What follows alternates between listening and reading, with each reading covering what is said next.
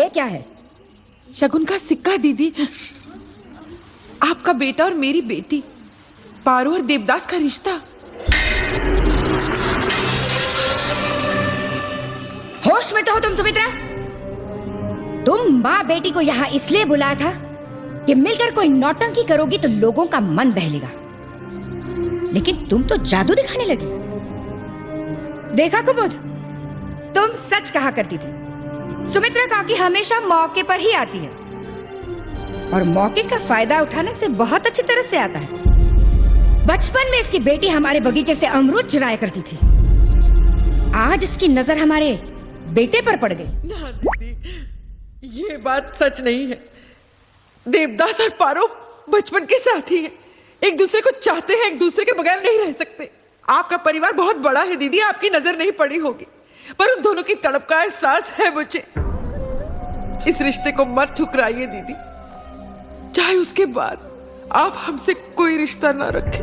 अरे जब कुएं का पानी ही खराब हो तो घड़े की जात क्या देखनी सुमित्रा? बस तुम्हारी अदाओं में रियाज नहीं, लेकिन खून तो वही है, नौटंकी वाला। हम जमींदार हैं, मच्छी खाते हैं लेकिन कांटे को हलक में फंसने नहीं देते कभी।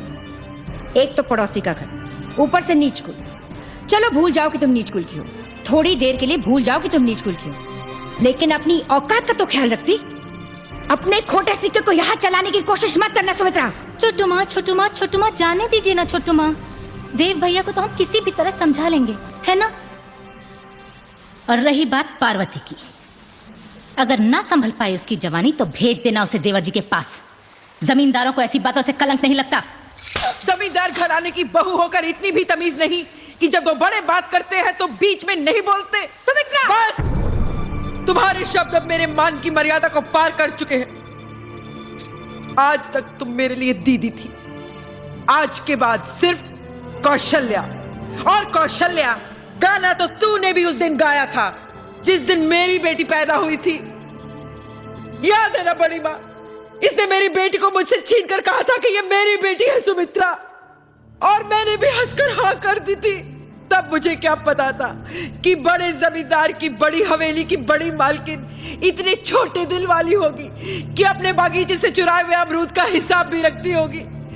बता, है हिसाब तेरे पास? कितने अमरूद चुराए मेरी बेटी ने? बोल। अमरूद चुराती है?